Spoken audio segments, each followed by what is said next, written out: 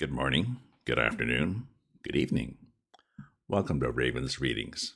Here are two more of my own stories. I do like writing to a variety of challenges and have done over 100 of these stories so far. You can read them via my website at ravensview.ca. I'll be doing these on Fridays and some of the classics on Tuesdays. I have a couple of stories here that are acted out by my fairy tale folk as part of their new contract gigs. The first was based on a random military operation title. I got Operation Htsterical Talons. The second one just had to be about dinosaurs. Operation Htsterical Talons. She paused in the doorway, peering into the gloom. It was a typical small bar, dim even on a sunny day, with 80s tunes in the background and a faint scent of beer, old smoke, and disinfectant in the air. Maybe her prey would be here. A good metaphor, she thought, as today she looked like a good-looking woman, mid-40s, well-dressed in a short, tight gray skirt, white ruffled blouse open just enough, straight-seam stockings, impossibly high heels, a cougar on the prowl for something young and vulnerable. "Hi, I'm Michelin," said the bartender. "What can I get you, honey?" "I'll start with a scotch, please," she replied, straight up. She leaned closer to the bartender. The woman looked yummy. Low-cut Guinness t-shirt, long curly brown hair, nice jewelry, bright nails, bright smile, and friendly, maybe even flirty.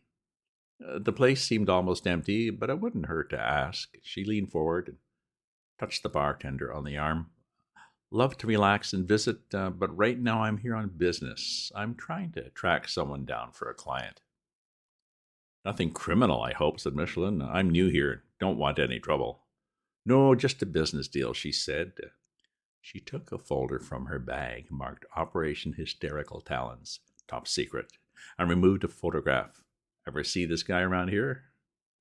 The bartender took a quick look and laughed. "That's easy. That's Buddy. Nice guy, calls everybody. That's his name too in here. He usually sits on his own, but after a few beers starts telling all those tall tales of his younger days, fighting monsters and stuff. He has a big imagination, but harmless. We call him Buddy the Vampire Slayer. He's here now, over in that dark corner, all by himself." "Thanks," she said. "You're a doll. Give me a scotch, too. And whatever he's drinking, I'll take it over." Buddy sat, slumped over a beer, eyes almost closed. He was a big man with rumpled clothes, long hair, and a 2-day-old beard. He looked up as she approached, squinted, then jumped a bit in his seat. "What the—" He paused. "Must be the light in here. For a moment I saw—" "A witch?" she said. Yeah, I mean, no. Sorry, ma'am." She put the drinks down and pulled out a chair. "That's okay. I am one. And I know what you are, or were, and that part of that is the ability to see past disguises and simple spells." Buddy sat and looked at her for a minute, a thoughtful look on his face. "Okay," he said. "I'll go along with your little story, since you did buy me a drink. I like stories." "So do I," she said. "They're my life. Let me tell you one. Once upon a time, there was a rich culture of folk tales, with beliefs so strong the characters were actually alive. But that interest faded, and so did the characters. Many years later, people rediscovered all this folklore and started cranking out books and movies and TV series about it and brought the characters, like me, back to life." "So why do you need me?" he said. "Well, it's the Brothers Grimm, or rather their descendants. They work with writers and producers to create new stories, and they need us as characters in them. We are somehow able to add some extra impact, some life to a story. We've a good crew already, but we could do with a slayer." "Sorry," he said. "You seem like a nice lady, so I'll let you in on a secret. That's not me. Those are all just make-believe stories I tell. None of it really happened." "Really?" she said. "I've heard some of those tales. They're pretty amazing stuff. But if they are only stories, why can't you remember anything else about your past? How do you explain that?" Buddy waved his hand dismissively. The doctors tell me I must have been in an accident that affected my memory.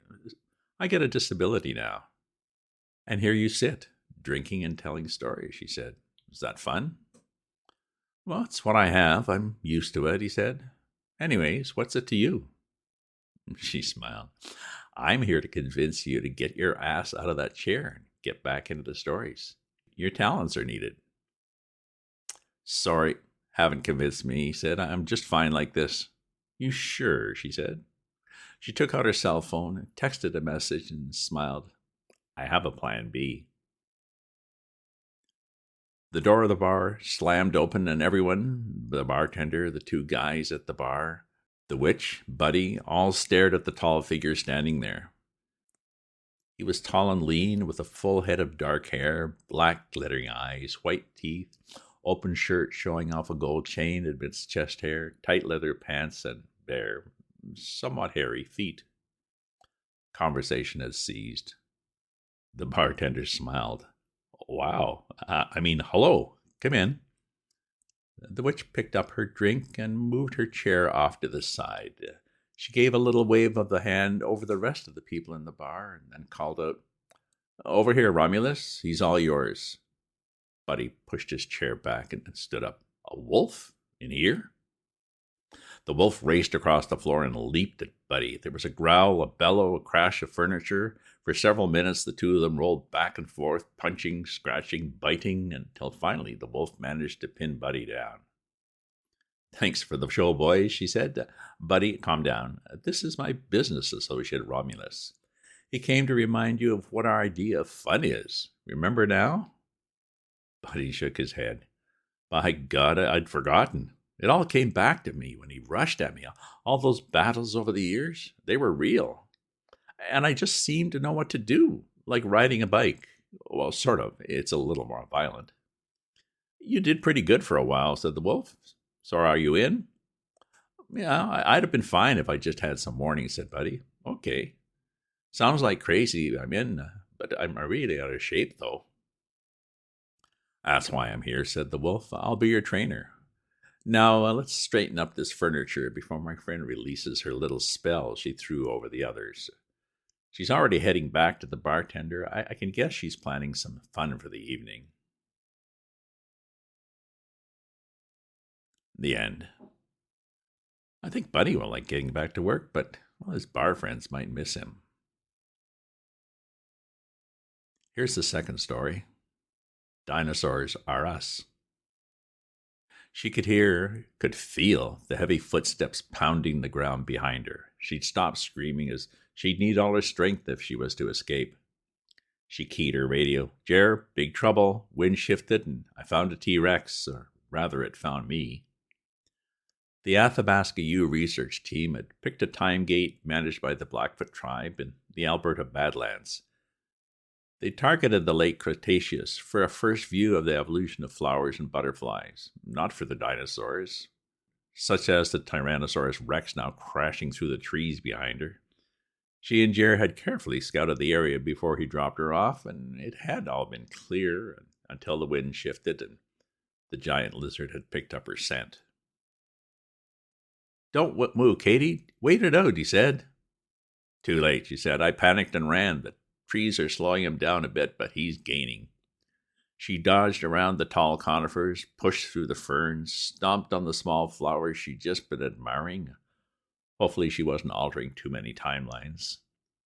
My screen shows you to the east, heading right toward me, said Jer. Keep on that bearing and run like the wind. I'll meet you with the sled. I'm fading here, she said. Maybe 5 minutes and he's got me. And he can catch the sled, too. She burst through some ferns and spooked a pack of small velociraptors. They scattered in front of her, thin tails waving a feathery goodbye. She'd already raced through a small pack of triceratops. They'd ignored her and kept on grazing, but her pursuer had been forced into a delaying detour. Hang in there, said Jerry. You're heading straight for a bog. Looks like some new flooding, so your new friend might not know it's here. Hopefully he'll follow us into it. Her lungs burned, her legs ached, sweat was blurring her vision. One misstep, one tumble, and she was done for. The crashing was right behind her. She could almost feel the hot breath on her neck, but didn't dare try to look back. Katie burst out of the trees. There was the sled with Jer on it, already starting to move away. Jump, jump, he cried. She leapt onto the back and grabbed at the cargo webbing. There was a snap at her heels, and she screamed and pulled her feet in. She finally dared to turn. 6 tons of angry dinosaur, 20 feet tall, snapping angrily as they pulled away, its feet already sinking into the wet ground. With a scream of rage, it slowed and stopped hip deep in the ooze. She scrambled ahead to her partner and threw herself into his arms. "Oh, my knight in shining armor," she said. "That was too close." He held her for a few moments as the setting sun lit them through a gap in the trees, and then stepped back and smiled. "And scene," he said. "Good one, Red. You did a great job." "Well, you wrote a great script, Bruce," she said. The woodcutter dipped his head. "It was okay, I guess. The witch's editing tightened it up." "If this goes over well, maybe the Grimms will want to do more," said Red. "I've already written a longer version," said Bruce. "Suitably violent, of course, with a bit more romance." "I wouldn't say no to a little bit of R rating," said Red. "Don't be afraid to push things a bit. These stories help bring us to life, and we in turn add life and some punch back into them. Well, just like we did with the fairy tales." A voice called from the swamp. "Hello? A bit of help here, please." "Oops," said Bruce. I'd almost forgot about him. Don't want to lose the newest member to our troop." "No, he's good at this," said Red. "He did a great job with his character." "He's a keeper," said Bruce. "But first we have to get him out." "I'll slide the grav sled over and hook some cables around him." As they got closer, Red waved. "Hi, great job. You were awesome. I could feel your hot breath and hear your teeth snapping right behind me. Oh, looks like the makeup is wearing off. You're looking a bit purple now." "Well, that's me," said Barney. "Pretty distinctive, isn't it?" The end. Do you remember Barney the dinosaur? Stay tuned for more podcasts, either my own stories on Fridays or some of the classics on Tuesdays. If you subscribe to my newsletter, you'll get the next installment as soon as it's ready. If you enjoy this reading or have other stories you'd like to hear, leave me a comment. And do check out my other posts on my Substack at ravensview.substack.com. Ta-ta for now.